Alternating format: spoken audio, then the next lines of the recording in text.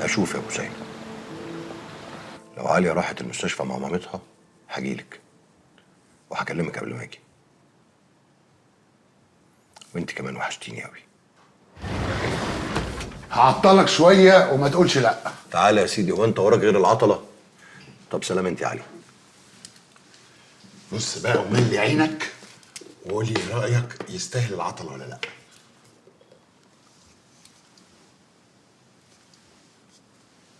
حلو قوي. دي يا سيدي هدايه البسبس، المفروض كلها كام يوم ونرجع. وطبعا لازم اشكرك انت واختي عاليه، لولاكم ما كانتش ممكن تسامحني ابدا. شفت المناقصتين اللي انت كنت مخوفني منهم؟ اهم رسيوا علينا وطلعت انا اللي صح. يا حبيبي انت دايما صح. خليني بس كده على وشك الحلو ده يمكن ترد عليا.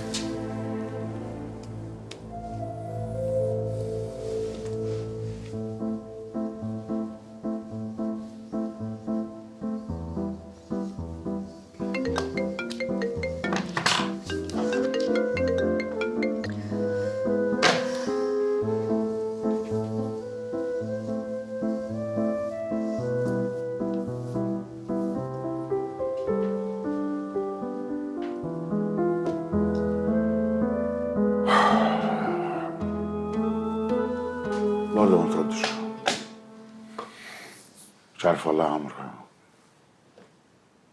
وسينا متغيرة قوي الفترة اللي فاتت دي. تلاقيها مرتبكه يا امجد، علشان قربتوا ترجعوا لبعض. يعني عماله تفكر في شكل علاقتكم هيبقى عامل ازاي. خايفه لا ترجع زي الاول. يا عمرو أنا بعامل بوسينة معاملة عمري ما كنت أتخيل إن أنا أعملها لحد في حياتي. أعمل إيه تاني عشان تطمن؟ واحده واحده يا امجد، والامور هترجع بشكل طبيعي. يا ريت بقى بجد عشان اتخنقت يعني.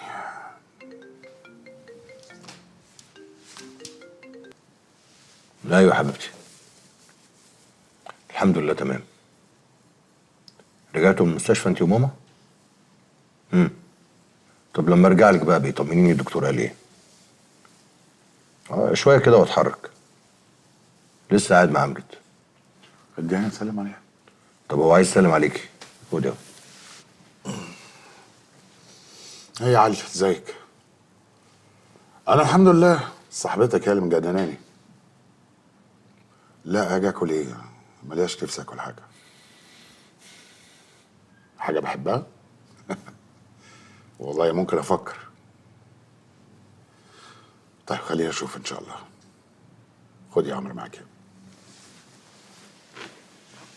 ايوه يا حبيبتي، حاضر هجيبه معايا. واتش إت.